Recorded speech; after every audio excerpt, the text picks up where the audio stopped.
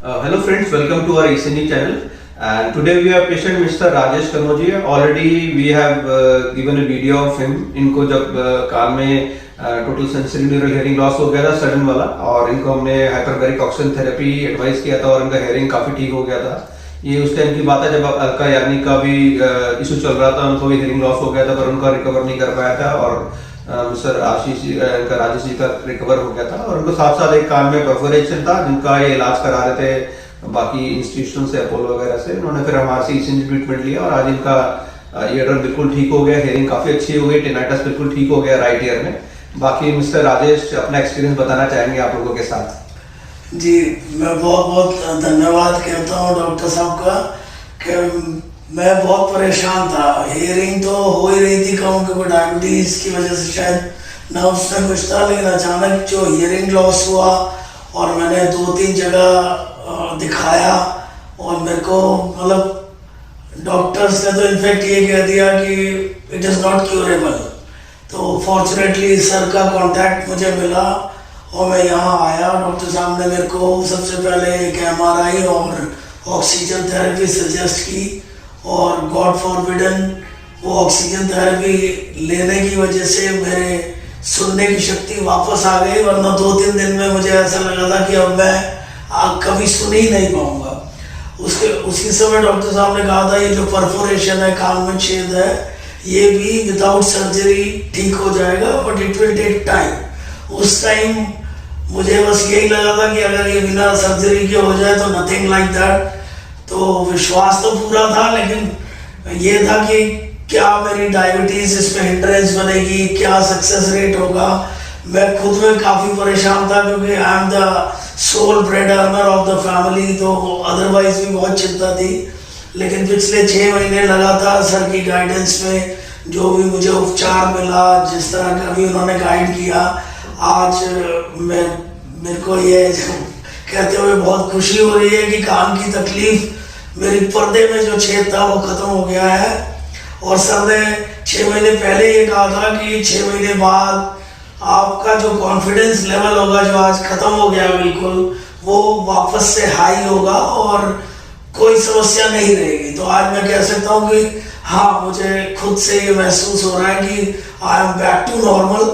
चीज़ें आगे भी ठीक रहे, मैं सर से मिलता रहूँगा और मैं सर का बहुत बहुत धन्यवाद करूँगा कि उनकी वजह से मैं इस परेशानी से बाहर आ पाया। Thank you. और आपको ये तकलीफ कब से थी? कान के पर्दा में जो सुराख हो गया था? सर, ये कान की तकलीफ मुझे पता नहीं लगी। मुझे पिछले 3-4 साल से सुनने में थोड़ा फर्क हो रहा था, तो तब मुझे नहीं लगा, लेकिन 2-2.5 साल पहले अचानक से इसमें कुछ पस या लिक्विड आने लगा और मुझे पेन होने लगा।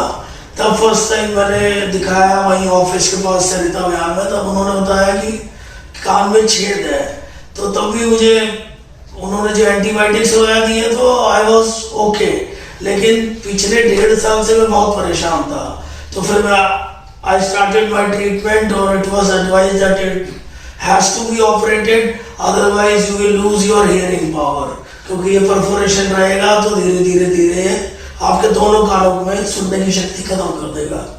आई was due for the operation, but due to my diabetes it was cancelled, and it was advised that after maybe 2 months they will plan, but unfortunately मेरा अचानक से हियरिंग लॉस हो गया। और मतलब ये जो 2-2.5 साल से मैं तकलीफ झेल रहा था, आज आई can say 95% I am okay, 5% it will heal with the time. और बाकी सर को अभी भी मैं आता रहूँगा, परेशान करता रहूँगा। बाकी मेरे को बहुत अच्छा लगा और मैं और भी लोगों से गुजारिश करूँगा, मेरे जितने मिलने वाले हैं, ऐसी तकलीफें बहुत लोगों को हैं, कोई बता पाता है, कोई नहीं बता पाता, क्योंकि उनके पास क्योर कहाँ होगा ये चीज़ें नहीं पता है। तो मैं इस चैनल के माध्यम से आप सभी को ये बताना चाहूँगा, it's a real good experience.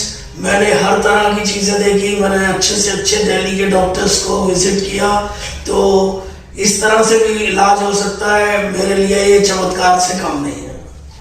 Thank you. I think Rajesh ji ने काफ़ी अच्छा बोल दिया है आप लोगों की इन्फॉर्मेशन के लिए भी। और आपका टेनाइटस भी right year I think better हो गया है अभी। जी और कान में आवाजें आनी जो बंद हो गई है पहले से, बिल्कुल बिल्कुल आवाज आ रही है अभी। और सुनाई अच्छा दे रहा है आपको। जी सर। तो मैं यही बोलूंगा कि कान में कोई भी समस्या या कोई भी बॉडी में समस्या है उसको ज्यादा कॉम्प्लिकेट या डिले नहीं करना चाहिए। स्पेशली मैं हेयरिंग और ईयर के बारे में बोलूंगा, क्योंकि कॉम्प्लिकेशन होने की वजह से कई सारी बीमारी और आ जाती है तो हम उसमें उलझ जाते हैं। बेसिक ट्रीटमेंट हम लोग फिर डिले हो जाता है। तो आपको कोई भी हमारे से जानकारी चाहिए या आपको मिलना है तो आप इस नंबर से हमें कांटेक्ट कर सकते हैं and get to us. Thank you Rajesh ji. नमस्कार।